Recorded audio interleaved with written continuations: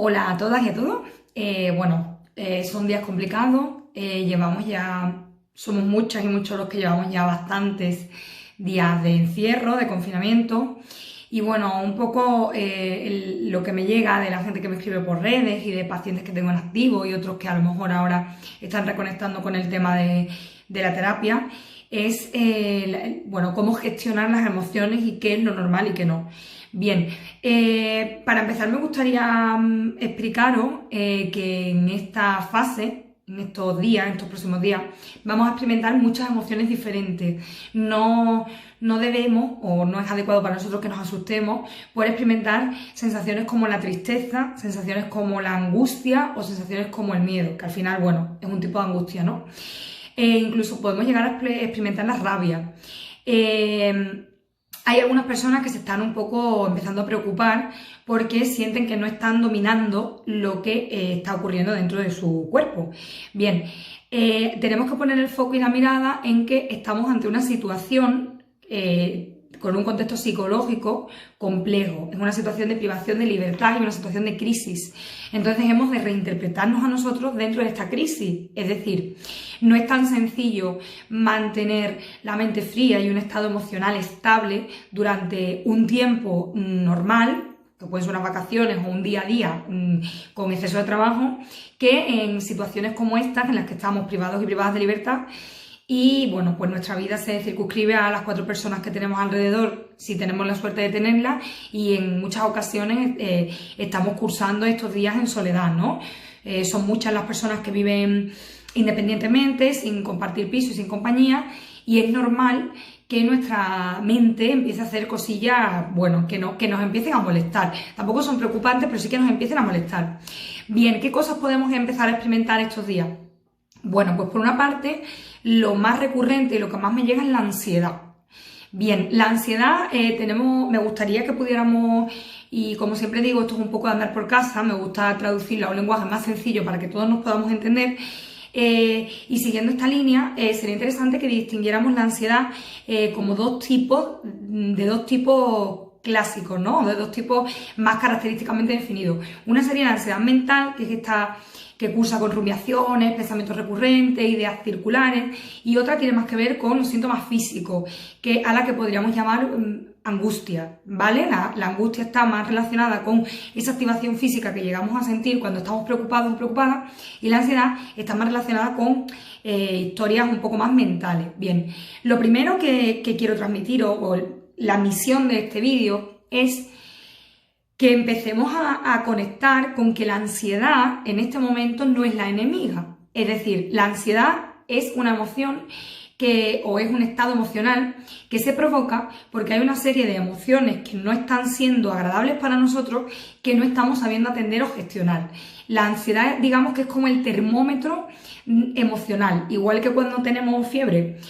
Nos ponemos el termómetro y tenemos fiebre, perdón, si estamos mal acudimos al médico o nos atendemos.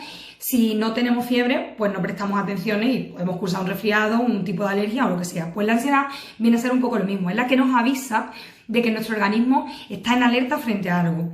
Bien, las alertas del organismo no son desadaptativas, son episodios normales que nos avisan de que podemos estar corriendo un peligro emocional. Entonces, cuando aparezca el pico de ansiedad, mi recomendación siempre es detenernos y atenderlo. Porque es probable que personas que nunca han experimentado estas sensaciones físicas o mentales empiecen a tenerlas estos días. Esto no significa que estemos perdiendo la cabeza ni el control, simplemente significa que estamos ante una situación totalmente desnaturalizada para nosotros, que además no tenemos referencia para saber gestionar. Nuestra cabeza tiende a irse a lo único que conocemos, que suelen ser pues desde películas de pandemia y catástrofes hasta, bueno, pues lo que seamos capaces de haber llegado a diseñar incluso en una pesadilla, ¿no? Entonces es muy interesante que nos paremos con la ansiedad, nos detengamos y la escuchemos. Y simplemente cerremos los ojos y hagamos el ejercicio de acompañamiento con ella. Porque la ansiedad suele dar paso a una emoción que está debajo, que suele ser tristeza, suele ser, como digo, miedo, suele ser rabia, suelen ser emociones no negativas, porque decimos que no hay emociones negativas, pero sí menos agradables. Entonces es muy interesante que nos sentemos y que podamos reinterpretar y conectar con qué es lo que verdaderamente estamos sintiendo. Y empezar a darnos permiso y a validar que en una situación así es natural que podamos experimentar cualquier tipo de sensación de este estilo, ¿no? De este espectro. Son sensaciones menos agradables.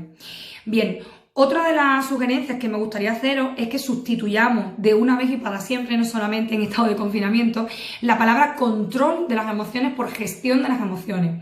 Porque a veces hacemos mucho hincapié en controlar lo que sentimos, controlar lo que pensamos, controlar cómo estamos, y verdaderamente el control a veces descontrola. Entonces, mucho más saludable y amable, a mí me gusta mucho la amabilidad en el lenguaje con nosotras y nosotros mismos.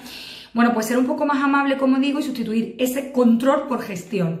Bueno, bien, esta emoción ha venido, no puedo despedirla, es mía, es legítima, me pertenece, tengo que validarla o quiero validarla, pero puedo hacer algún ejercicio de gestión de la emoción, no de anulación. Porque, como os digo, estamos en un ciclo y en unas circunstancias que emocionalmente van a tender a este tipo de altibajos, y son, por otra parte, normales y además indicadores de que estamos vivos y nos estamos dando cuenta de lo que nos está pasando.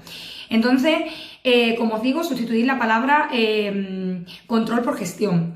Y otra de las claves que me gustaría un poco, bueno, pues así como técnicas más sencillitas, sí que hay un par de cositas o tres que podemos hacer para atender y para intentar rebajar el estado ansioso. Bien, las personas que no meditamos o que no meditáis y las personas que no soléis utilizar la relajación como herramienta, tendemos a localizarlas o gestionarlas de manera asistencial. Es decir, cuando estoy muy nerviosa me pongo la técnica de relajación. Bueno, tenéis en YouTube vídeos, me podéis consultar, hay enlaces para meter una relajación guiada al día. Tal como me levanto, la pongo incluso 2 veces al día. Hay muchísimo material de mucha calidad. Para aquellas personas, como digo, que no habéis meditado nunca, a lo mejor estar en silencio sin pensamiento se hace bastante complicado. Igual no son momentos para iniciarnos en este tipo de actividades, porque nos vamos a dar cuenta de la cantidad de fabricación de ideas que somos capaces de llevar a cabo. Entonces, aunque el objetivo sea siempre desde el mindfulness, con la atención plena, que logremos desconectar del pensamiento, en situaciones como esta tampoco es necesario que nos exijamos tanto. Y quizás con una fantasía guiada, una meditación guiada, puede ser, bueno, pues recomendable que cada día tengamos esa higiene mental y podamos atendernos de esta manera, ¿no? Con un acompañamiento en audio que nos vaya relajando. El tema de los hábitos y las rutinas, ya, creo que todas las compañeras y compañeros en todos los medios de comunicación no paramos de decirlo, pero sí es muy interesante que a esta rutina le añadamos un descanso de calidad. Es muy importante que estemos durmiendo bien, que se nos está olvidando. No es recomendable que estemos muy estresados, en alta ejecución o con poco descanso, porque el organismo va a empezar a liberar más cortisol y esto nos va a poner un poco más nerviosas y nerviosos. Entonces el descanso es muy importante. Y como decía el otro día en un directo, bueno, a lo mejor no se trata de levantarme a las 12 de la mañana, pero sí de aprovechar ese cuartito de hora que no tengo en actividad normal, o incluso dejar reposar la comida, en fin, que encontremos unos momentos de calma y espacio. Bien, otra de las estrategias que podemos utilizar cuando aparezca la ansiedad es la de vaciar los pensamientos, coger un diario de a bordo. Es decir, bueno, esto va a llegar, soy consciente, voy a trabajar por la gestión de este estado emocional y voy a intentar vaciar o hacerme cargo en la medida de lo posible de esto que estoy sintiendo y de esto que estoy pensando, y hacer una especie de registro, de cuaderno de bitácora de esta etapa de confinamiento que obviamente nunca se nos va a olvidar. Es muy importante patrones de alimentación saludable. Con esto yo no me preocuparía excesivamente en no cometer ningún error y no tomar nunca algo con exceso de calorías. Obviamente van a ser muchos días y el capricho, al igual que nos lo damos en la calle, también nos lo podemos permitir. Pero sí es muy importante que no hagamos comidas excesivamente copiosas porque no nos vamos a mover, y esto también genera sensaciones físicas, sensaciones corporales que son incómodas, y no estamos en momentos de tolerar más incomodidad de la que ya genera en sí la propia situación. Sobra que hable del exceso de información en redes, el exceso de noticias. Bueno, está bien que las dosifiquemos, pero sobre todo en momentos de pico o de crisis, os recomiendo siempre que nos paremos. Nos sentemos en el sofá, cerremos los ojos, dirijamos la mirada hacia el interior y veamos qué es lo que se ha desordenado ahí, con qué estoy enfadada, con qué estoy triste, qué es lo que me está anunciando este estado de ánimo que tengo ahora. En muchas ocasiones, cuando somos capaces de respirar y gestionar el estado emocional, podemos romper en llanto, podemos romper en risa o nos pueden entrar ganas de, bueno, pues de sacar ese estado emocional, como decía, hacia afuera. No descartéis, a mí me parece que es maravilloso todo lo que tiene que ver con la creatividad y el dibujo, que tengamos la edad que tengamos, cojamos una hoja y empecemos a hacer garabatos y lo que nos apetezca. Quiero decir, estamos en un momento de dejar salir en la medida de lo posible, que es nuestras casas, todo esto que estamos sintiendo. Y sobre todo, que no intentemos detener lo que nos está pasando, porque es natural, indica que nuestra vida va bien el resto del tiempo y que, bueno, pues estas situaciones tan incómodas como desoladoras en algunas ocasiones y que tenemos que hacer todo lo posible por cuidarnos, porque si nos cuidamos todas y todos, estamos de alguna manera cuidando a los demás. Y por favor, como última recomendación, sí que me parece muy interesante que no utilicemos esto de llamar a mi madre para contarle lo que me pasa, llamar a mi amiga para contarle lo que me pasa, porque bueno, al final generamos fenómenos contagios que a nivel emocional no son muy recomendables en situaciones de este tipo.